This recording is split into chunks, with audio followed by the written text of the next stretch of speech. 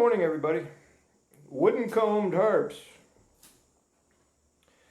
I'm going to talk about 4 different kinds of wooden combed harps today. We got the Sunrise by Kongsheng, this Easttop blues standard, which are kind of hard to find, and so far I've only found them in the key of C.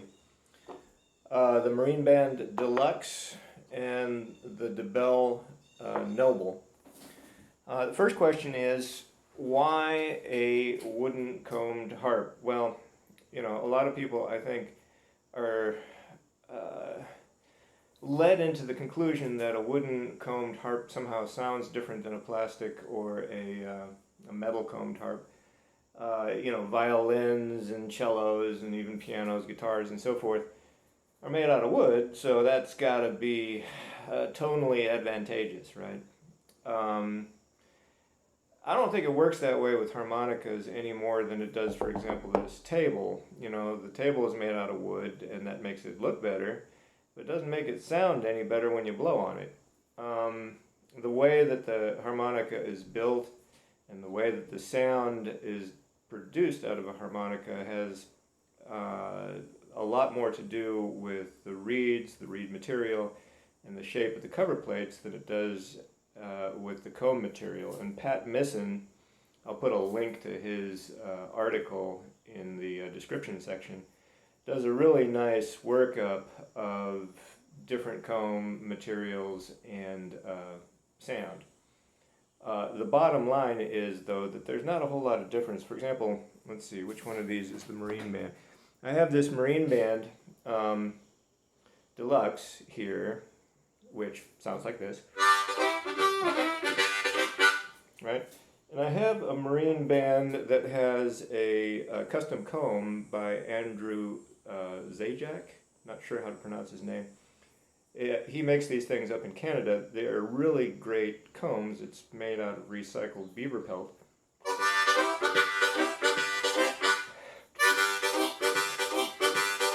Right? They sound the same, different combs. This Marine Band Deluxe has a triple sealed pear wood comb, and then the old-fashioned regular everyday Marine Band has a comb made out of an old cooking spoon.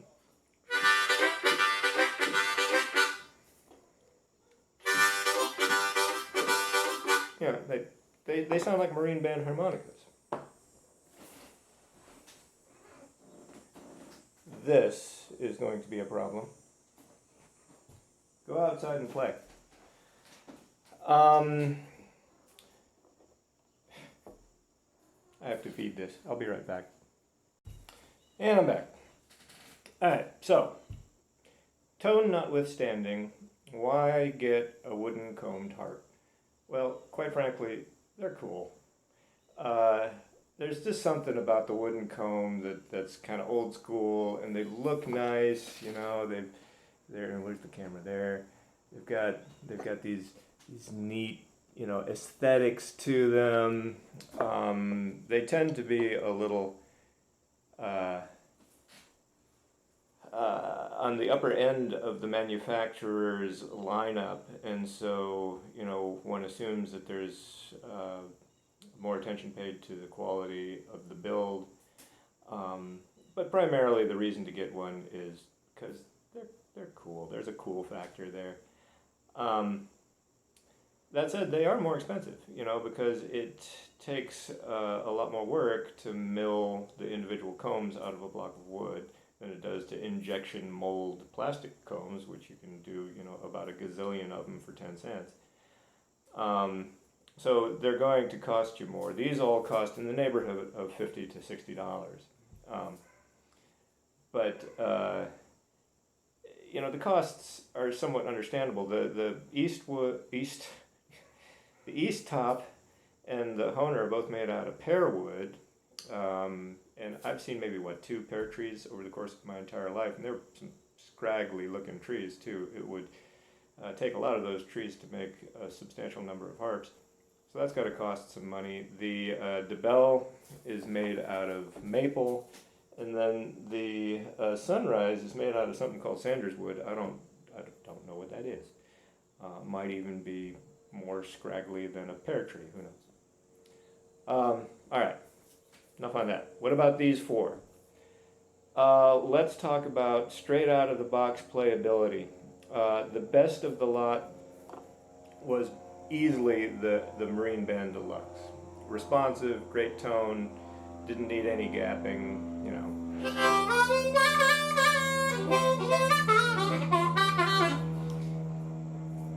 The next best was the Dabell.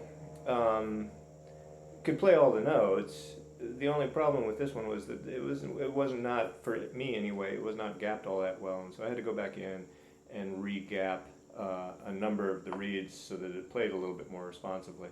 But all of the notes played. Not so with the Easttop, which was fine except for the 3 blow reed, which was stuck.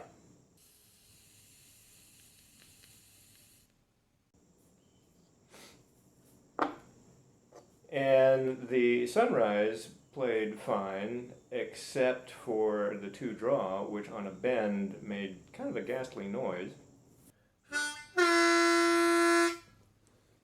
But I have since talked to the guy that sold it to me, Ron Hobdy, and he provided a very easy fix, which was basically just to loosen up the reed plates and then tighten them up again, and now this works fine. In terms of just responsiveness, the Kongsheng Sunrise is the most responsive of the lot. And that's not really surprising. Its sister harp, the Soloist, is probably one of the most responsive harps out of the box that you can get in the market today. That is probably followed then in responsiveness by the Marine Band Deluxe, which is very, very similar to the Easttop, and I think the Easttop Blues Standard was basically made specifically to, mimic all of the characteristics of the Marine Band. And then the least responsive, but still a pretty good harp, is the Dabell Nobel. And part of the responsiveness, it's not responsive per se, but it takes a little bit more effort to play. And I'll show you a picture of the insides of these harps in just a moment. I get the sense that the Dabell Nobel's reeds might be just a little bit wider than these other 3, and so that might be playing into it a little bit. Don't really know. But once you open them up and you adjust the gaps a little bit, these 2 needed actual adjustment just to be even able to play them consistently across all 10 holes. The Dabell needed a little bit of adjustment to get the gapping down to where it was somewhat easier to play. The Marine Band Deluxe really didn't need any adjustments. And again, this is my playing style. If you blow really hard, I think the Dabell Nobel would be set up perfectly straight from the factory. If these 2 harps, the Easttop and the Kongsheng, if they hadn't had those individual reed issues, they would have been almost perfect. So anyway, all 4 of them, with a little bit of tweaking, are nigh about perfectly playable. The best in the lot was the Marine Band Deluxe. Tone. Now, I tend to talk about tone in terms of reediness, and so you have some sort of point of comparison. I consider reedy to be like a saxophone.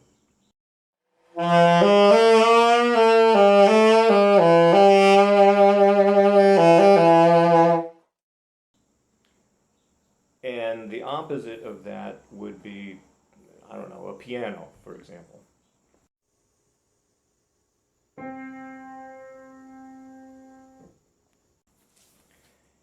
And I've got them lined up here in order of reediness. The reediest of the lot is the Kongsheng, and again, not surprising, the sister harp that I know something about, which is the Soloist, is a very reedy sounding harp. So let me just well, actually, let me describe these, and then I'll play them one after the other and try to get the riffs the same, and then you can compare the sounds yourselves. The next most reedy is the Easttop. We start getting into clarity with the Marine Band Deluxe, and this one, I gotta say, has a really nice combination of sort of, a little bit of reedy grit, but clarity of tone, and then the most clear of these tones is easily the Dabell. And you can also tell, I don't know if you can see it on the camera here, but they also have sort of different heights. So these two, the Dabell and the Kongsheng, are taller when they're sitting down, and then the Easttop and the Marine Band Deluxe are, from a form factor, almost identical. And if you look at the reed plates themselves, you can see that some of them have a ton of screws holding them in. Some of them have, two of them have welded reeds, two of them have riveted reeds.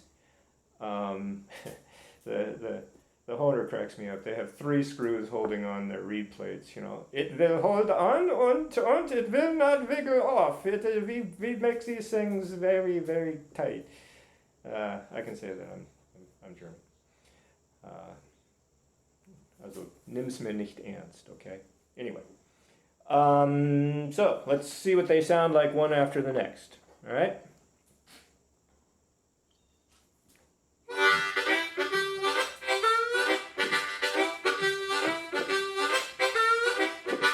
Reediest.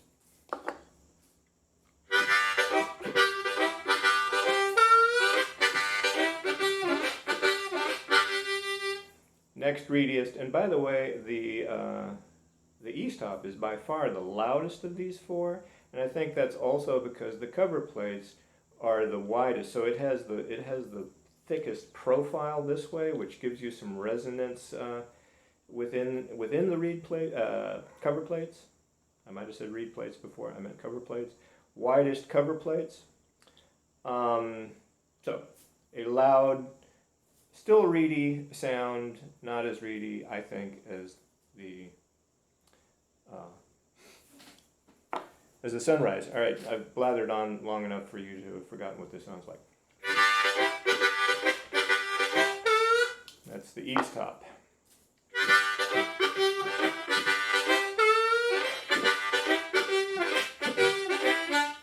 Marine Band Deluxe, and now the Dabell.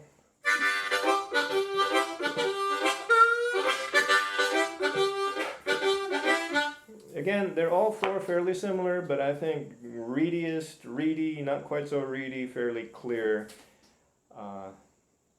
in their sounds. Overblows, somebody's going to ask. I'm not a real overblower. I think I've played 1 overblow in a gig ever, and nobody noticed. So I don't do that anymore.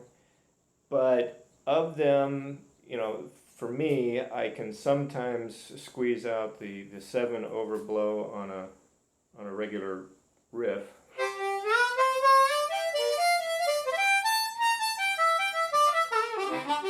There it was.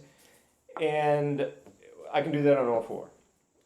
The 6 overblow on all 4. The 5 only on 1, and that's on the Dabell, actually, and that kind of surprised me because, the rest of it, like I say, is a little bit stiffer, but the overblows work really well in this. And I didn't do any extra tweaking on this. I don't really know how to tweak things for overblows. So the Dabell is the best, and these 3 are all about the same. Why you would do a 5 overblow except to do like first position blues scales.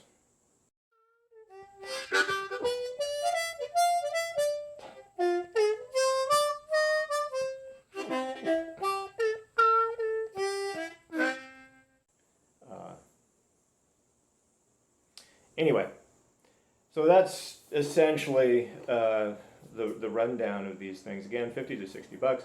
They're really cool. If I had to pick a favorite out of this, I'd have to go with the Marine Band Deluxe. It's not just because I'm German, but it has that nice combination of tone, a little bit of grit, a little bit of clarity, coupled with good responsiveness, and you know, it's got that marine band stuff. Um, Honestly, my second favorite would probably be the Easttop, this blues standard. I got to find out if they're making these in other keys. This is a good harp. I see this as a giant killer someday if it becomes more readily available. And then the Kongsheng and the Dabell are about the same in my mind. So anyway, that's that. Does the wooden comb warrant the extra price? Don't know. I don't think it makes much difference in the sound, like I said. But you know, if you want to be one of the cool kids, you gotta have at least one wooden harmonica, right?